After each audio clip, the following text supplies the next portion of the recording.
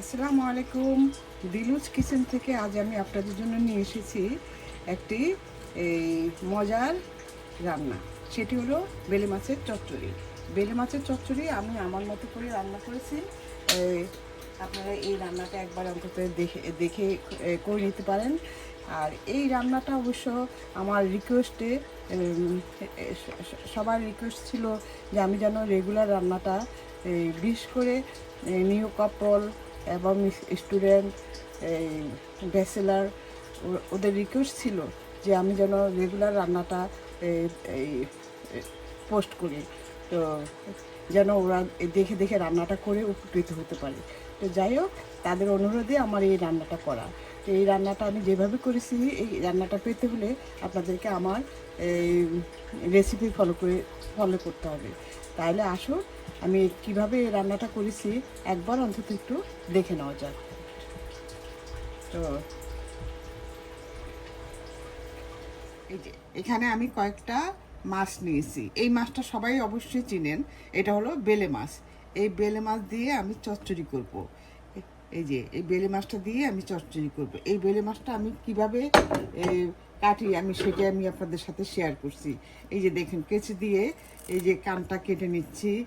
এই যে এইভাবে এই কেচি দিয়ে আমি পুরো মাছটা সম্পূর্ণ কেচি দিয়ে কাটবো। এই যে দেখুন,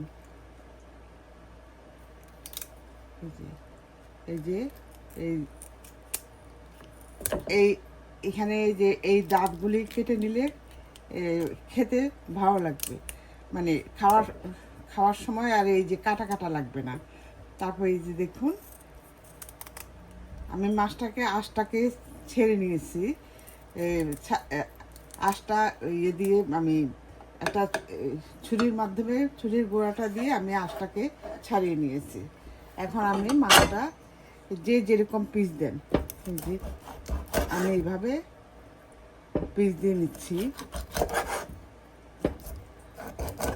এই যে আমি এইভাবে একটা মাছের সাইজ অনুযায়ী পিস দিবেন। এই যে এইভাবে আমি সবগুলি মাছ কেটে নিই। মাছটাকে আমি বেলে মাছটাকে ভালোভাবে কেটে তারপর প্রথমে ভালোভাবে একটু কয়েকবার ধুয়ে নিয়েছি। তারপর ভিনেগারের মধ্যে কিছুক্ষণ ভিজিয়ে রেখেছিলাম, পানির সাথে ভিনেগার দিয়ে তারপর এটা কিছুক্ষণ ভিজিয়ে রেখেছিলাম। রেখে ভালোভাবে ধুয়ে তারপর আবার লবণ দিয়ে এই মাছটাকে ভালোভাবে ধুয়ে নিয়েছি। দেখুন, ধুয়ে এখন আমি কিছু সামান্য হলুদ আর কোয়ার্টার চা চামচ হলুদ আর কোয়ার্টার চা চামচ মরিচের গুঁড়া আর লবণ দিয়ে আমি এই মাখিয়ে রেখেছি। এখন এটা ম্যারিনেট করে আমি কিছুক্ষণ রেখে দিব। বেলে মাছ রান্না করার জন্য আমি একটা কড়াই বসে এখানে তেল দিয়ে দিচ্ছি। আমি সরষের তেল দিয়ে রান্না করব, আপনারা সয়াবিন দিয়ে রান্না করতে পারেন। এখন দিয়ে দিচ্ছি পেঁয়াজ কুচি।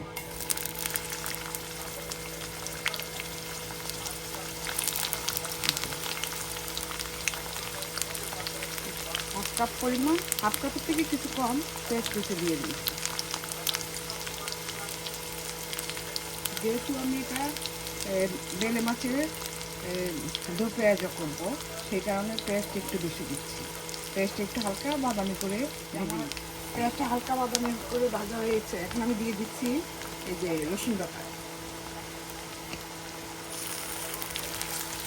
যে এক চা চামচ উঁচু এক চা চামচ রসুন বাটা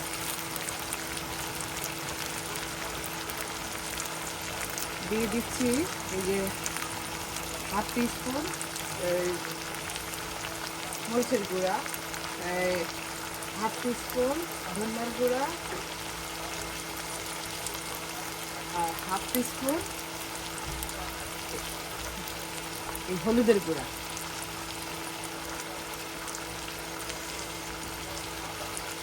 দিয়ে আমি সামান্য একটু পানি দিয়ে এটাকে ভালোভাবে একটু মশলাটাকে কষিয়ে নিচ্ছি। আর দিব আমি এই যে হাফ টিস্পুন ভাজা জিরা দিয়ে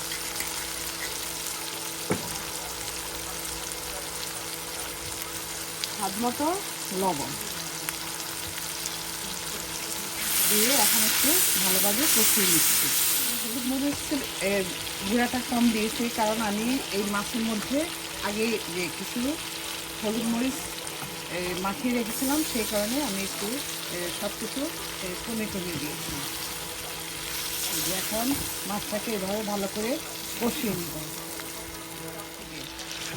আমার মাছটা দিয়ে কষানো হয়ে গিয়েছে। বেলে মাছটা কিন্তু অনেক নরম মাছ, তো সাবধানে এটাকে নাড়তে হবে।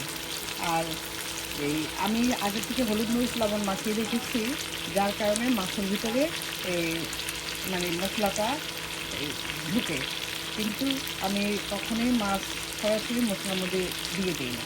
তো আপনারা আমার মতো করে দেখতে পারেন, কারণ এইভাবে করলে তরকারির স্বাদটা কিন্তু অনেক বেড়ে যায়, আর মাছের ভিতর মশলাটা ঢুকে খেতেও ভালো লাগে। এখন আমি একটু গরম পানি দিয়ে দিই।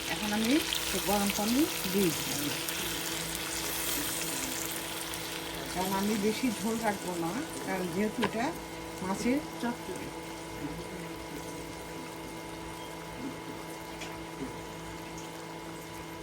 আর দিয়ে দিব কয়েকটা আস্ত যে চেরি টমেটো। এটা অপশনাল, এটা আপনারা স্কিপ করতে পারেন যদি দিতে না চান। আর লবণটা আপনারা দেখে নেবেন। আমি আরেকটু পানি দেব।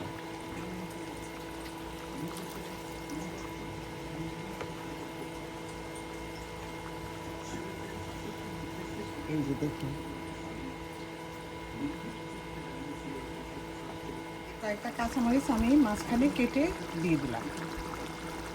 এটা অবশ্য আপনারা আস্ত দিয়ে দিতে পারেন যারা একটু ঝাল কম খান। তো আমি কিন্তু ঝাল খুব বেশিও দিই নি, একদম কম, মানে মোটামুটি।